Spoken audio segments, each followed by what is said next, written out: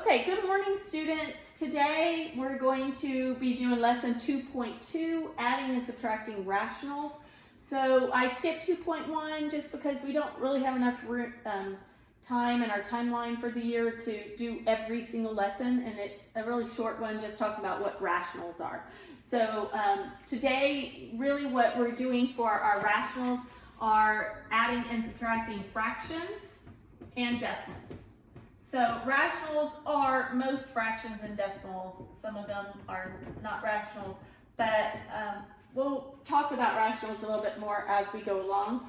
But the most important thing is that we're going to review. This is really a review chapter. A lot of it is stuff that you've already done before, but maybe have forgotten. So we have to go over it before you start doing any of the algebra stuff. So we're going to be adding and subtracting fractions and decimals. So all we're doing right now is doing examples, because you should know, you should remember how to do all this, but it's just a refresher to get you back into doing them. So we're going to go ahead and start with 6 different examples on the 2 of these things. We're going to start with fractions, okay? So example 1, it's super easy. Pretty sure everybody will remember how to do this type. Oops. Hold on, let me get my eraser. Okay, example 1 is 3/7 plus 2/7. Okay, so write that down. Remember, when we're adding or subtracting fractions, you have to have a common denominator. Okay, is it all coming back now? Okay, these already have a common denominator, so your denominator always stays the same when you're adding or subtracting fractions. And then your numerator, that's the top number, is going to be the part that you add. So 3 plus 2 is 5. And so my answer is 5/7. Okay? Pretty easy coming back to you. Okay, example 2 though, we're gonna do one without a common denominator. So, and I'm gonna write this, okay, 3/4 plus 2/3. Okay, I'm writing it like this because that's the way it's written in your book. But then, because I don't have a common denominator, I'm gonna change it to be in vertical layout, because it's easier for me to then find my common denominator and show y'all what it should look like. Okay, so I need a common denominator for 4 and 3. So how do we find a common denominator? Okay, this is where our lessons from chapter 1 come in. Okay, so to find a common denominator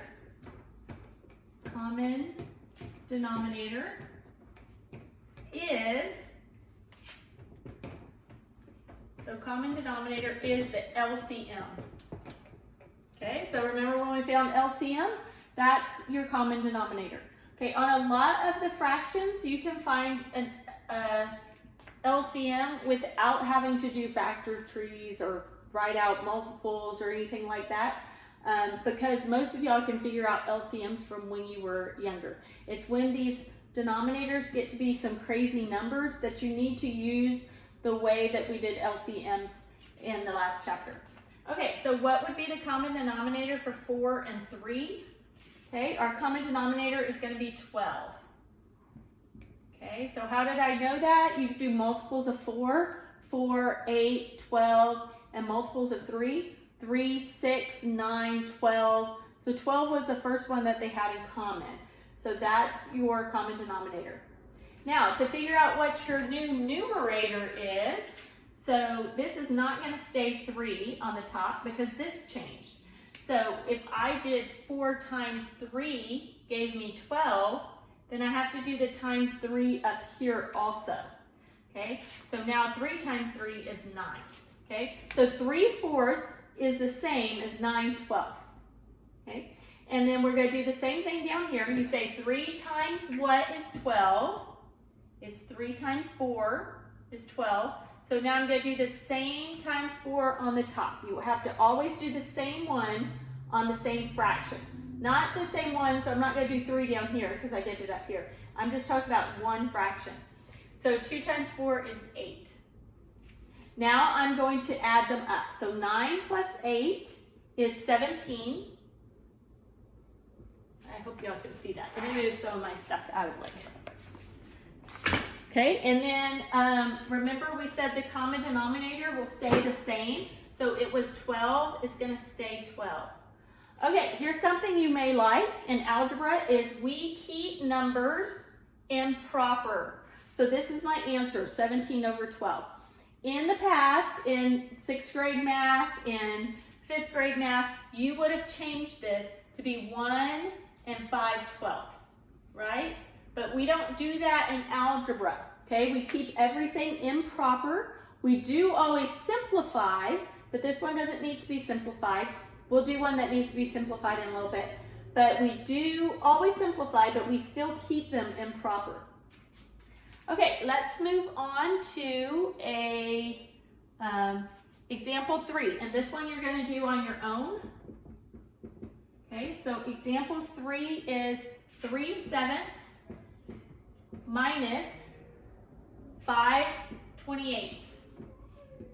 So you're going to do this on your own. If it helps you, you can change it to be vertical, okay? Because you do need to find a common denominator. You have 7 and 28. You need to find a common denominator. And then I want you to find the answer. So what I want you to do is hit pause, work this problem out, and then come back and we'll do it together. Hit pause now. Okay, y'all should be back now. I'm going to change this to be a vertical problem, just because it helps me work it out, and I think it helps you see it as a student. Okay, so what is my common denominator? If I have a 28 and a 7, my common denominator is going to be 28. So when you're saying your multiples, you can always start with your smallest number and see if a multiple of this is your larger number. So if I'm doing multiples of 7, I say 7, 14, 21, 28. Okay, that is a number, so this is going to be my common denominator. So that's a quick, easy way to think if this number goes into this number, then the higher number is going to be your common denominator. Okay, so if this doesn't change down here, then the top number is not going to change. But this one did change. So I asked myself, 7 times what is 28? It's 7 times 4. So over here I have to do 3 times 4. Okay, 3 times 4 is 12. So now I have a new problem. Instead of 3/7 minus 5/28, I have 12/28 minus 5/28. Okay, it is the same problem. All I did was change one of the fractions, but it's the same fraction. If I simplify this, I would get 3/7. Okay, so now I'm going to subtract. Okay, 12 minus 5 is 7/28. Okay, so I hope you didn't finish there. Some of y'all may have said, oh, I'm done. If you thought you were done, you're not, because you need to simplify it or reduce it. I use that word, both of those words. Most of the time, your book says simplify, and I say reduce a lot of times. Okay, you can say both those words are the same thing.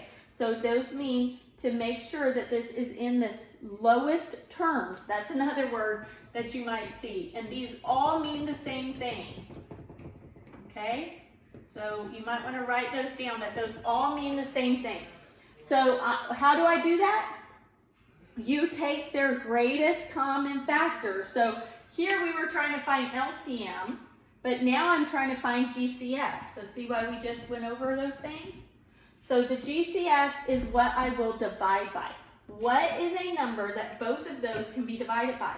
And you usually want to try to find the highest number that they can be both divided by.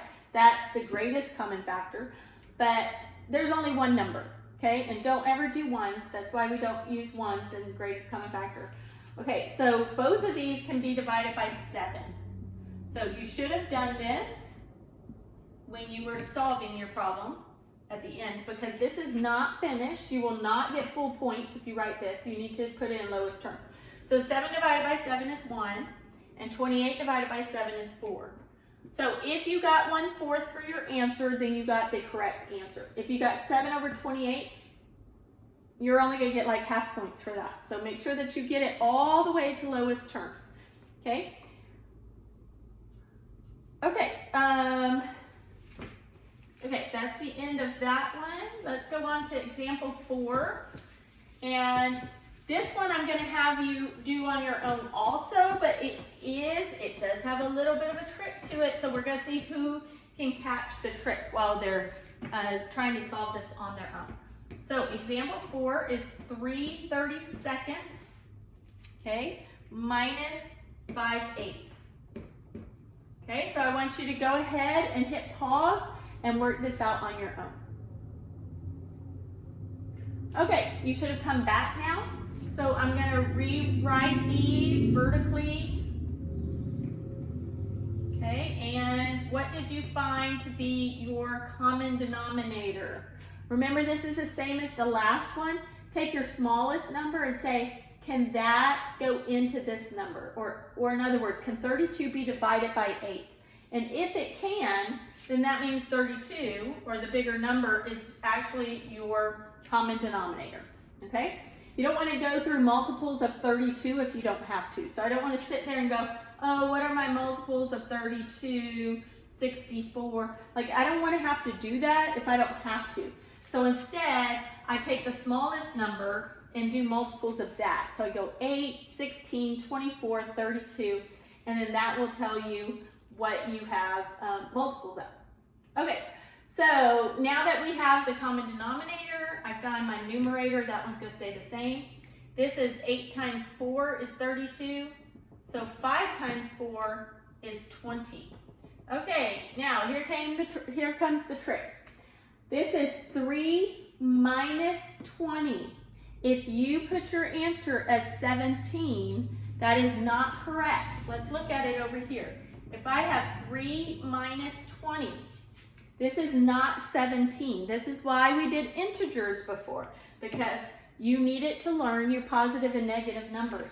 So when we're subtracting in algebra, I want you to pretty much all the time do the rule of change the minus sign to a plus and the second number to its opposite.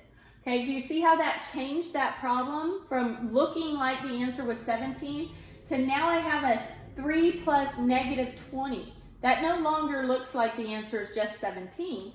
The answer is I am going to subtract 20 minus 3 and get 17. But then I'm going to use the sign of my bigger number. I'm going through the rules of integers too. So now my sign is negative 17. So I don't know if y'all did a lot of negative numbers with fractions in pre-algebra or when you learned fractions, but now we are in algebra and we're going to be doing a lot of these. So you have to pay attention to whether or not 3 minus 20 is actually 17 or negative 17. So in this case, it's negative 17 over 32. And then you have to ask yourself if that's in the lowest term. So I already know that it's in lowest terms. There's no number that can be divided this and this. 17 is prime. So the only number that can be, if I was going to reduce this, could be divided by 17. And this cannot be divided by 17. Okay, hopefully somebody got that right. But it was a harder problem, and you will have problems like this in your homework. So if you did not get that right, make sure that you look through how I did it and go over that some more to make sure that you understand it. If you need to rewind the video and watch it again, then rewind the video and watch it again. Okay, let's go on to now we finished fractions. I showed you most every type that you're going to see on your fractions. Now let's go through and do some decimals. So we only have 2 examples of decimals because they are don't have as many ways to do them. Okay, the first one is going to be 2.39 plus, and this is example 5, so 2.39 plus 14.682. Okay, if you think you know how to add this, I want you to hit pause and do this one on your own. If you're not sure yet, then you don't have to hit pause. We're going to do another example after this where you will do it on your own. But if you think you know how to do it, hit pause and try it on your own. If you don't, just wait for the video to keep going and listen. Okay, hit pause now. Okay, now if everybody's back now, we're going to take these 2 numbers and we're going to add them together. And how do you add decimal? What's the trick, which isn't really a trick, but the right way to do it when you're adding decimals? Okay, I'm going to put them vertical. And remember that with adding, our commutative property of addition tells me that I can flip the order of these. So So if you want to put the big number on top, you can. I'm not going to because I'm going to show you can do it without putting it on top. But because it's addition, you can flip these two. Okay, you cannot flip them in subtraction. Okay, just in addition. Okay, so I'm going to add 14.682. So what did you notice that I did when I'm adding decimals? I line up my decimal points, okay? And then all the numbers to the left need to be lined up. So the 2 and the 4 are lined up, the 3 and the 6, the 9 and the 8. So everything to the left is lined up, and then everything to the right is lined up. So make sure that you get everything exactly lined up so that you don't make a mistake. And then when you're adding or subtracting, we work from right to left, right? So we start here. If there's no number there, it's an imaginary, or it's not really imaginary, but it is assumed as 0. So you can either draw a 0 in there, okay? Or you can just say nothing plus 2 is 2. So I just bring that down. It's more important in subtraction that you actually put a 0 there, okay? Because then you're gonna have to borrow. Okay, so I'm still adding. 9 plus 8 is 17. Carry the 1. 6 plus 3 is 9, plus 1 is 10. Carry the 1. 1 plus 2 plus 4 is 7. So here's my answer, 17.072, okay? Or 17 and 72 thousandths, okay? Now, let's move on to our last example, and that's going to be subtracting decimals. So we're going to do example 6. And example 6 is 39.27 minus 112.6. Okay? So the correct way to say these, if your teachers have not told you, is 39 and 27 hundredths and 112 and 6 tenths. Okay, so that's the way you correctly say these words. Okay, so now I'm going to subtract. I cannot flip these around, okay? But here's the problem with that, is I cannot subtract I cannot do 39.27 minus 112.6 because I can't take, once there's a 0 here, do not write this. Okay, don't write this, don't write. Okay, I cannot do this problem here. I cannot take 1 away from 0. So when you're subtracting, you need that bigger number on top. But I can't do that because it's subtraction. I cannot flip the order. So what do I need to do in order to flip this to make that big number go on top? Okay, well, I need to change it to addition. And I can do that because I know that subtraction is the same as adding its opposite. Okay, now that I have a plus sign, now that bigger number of 112 and 6 tenths can go on the top, only it's negative, and the 39 and 27 hundredths can go on the bottom. Okay, so I didn't have you hit pause on this one, even though I told you I was going to, because a lot of y'all would not have gotten that, okay? So I just wanted to go through it with you. Now that I have this one being negative and this one is positive, and there's a plus sign there, I can flip them. So now I put the big number on top, and now I can subtract. You have to do it this way when the bigger number is at the end, okay? So you should probably just do it that way from now on anyway to get used to the way that we're doing it in algebra. Okay, so now when I subtract, here's a big problem when kids are in the lower grades, 4th, 5th, 6th grade, is they just bring down that 7. And this says it's adding, but we're not really adding, right? You need to know your rules of integers. If the signs are different, okay, and they are on this one, one's a negative and one's a positive, we're going to subtract, right, and you sign a bigger number. You cannot forget all of your integer rules because we finished with the integer section of the book. Integers is the rest of the school year. In fact, I'm still going to be giving you worksheets over integers because it is so important in algebra that you know these rules. These signs are different, I'm going to subtract. And that means from right now, I'm gonna subtract. I'm not gonna put a subtraction sign here because then that's gonna confuse me and I'm gonna think, oh, let me change the subtraction sign. It's still gonna say addition, but I know it's subtraction because the signs are different. So in subtraction, I do not bring down that 7. I'm subtracting 7 from 0. So I need to do that, and I can't do that. So I'm going to, let me grab a different color. I'm going to borrow. So I'm going to borrow from the 6, that becomes a 5, and now that becomes a 10. Okay, now I can do my subtraction. 10 minus 7 is 3. 5 minus 2 is 3. Okay, can I take 9 away from 2? No, so I'm going to go over here and I'm going to borrow from the 1. That makes that a 0. So now I can do 12 minus 9 is 3. Lots of 3's here. I cannot take 3 away from 0, so I'm going to borrow from this 1. Now I have 10 minus 3 is 7. And then I have 0, but we don't put zeros in front. Okay, do not stop. Do not say, oh, I'm finished at 73.33, because I need to use the sign of the bigger number. Well, which one's bigger, the 112 or the 39? The 112 is, so I'm going to have my answer is going to be negative 73.33. Okay, those are all the examples I'm doing today. There will also be a section in your book where you need to simplify, which we didn't really go over. They didn't have any examples of those in your book. But let's go over what they mean, because that's the first section of your homework is to simplify. So if they give you a problem, a number like this, and say simplify, what does that mean? That means that they want you to divide both of these by the same number to get down to the lowest form you can do. So both of these can be divided by 4. So my answer is going to be 1/3.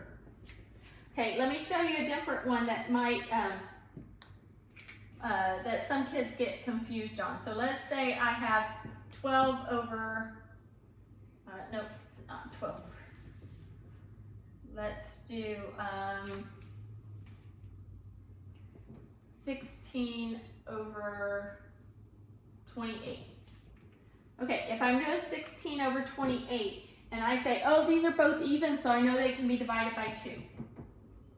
Okay, that's okay to do it this way, but look at what my answer is going to give me. It's going to be 4 over 14. Don't say, oh, I'm finished, I've simplified it, because you have to look at what you got here and say, oh, can that be simplified?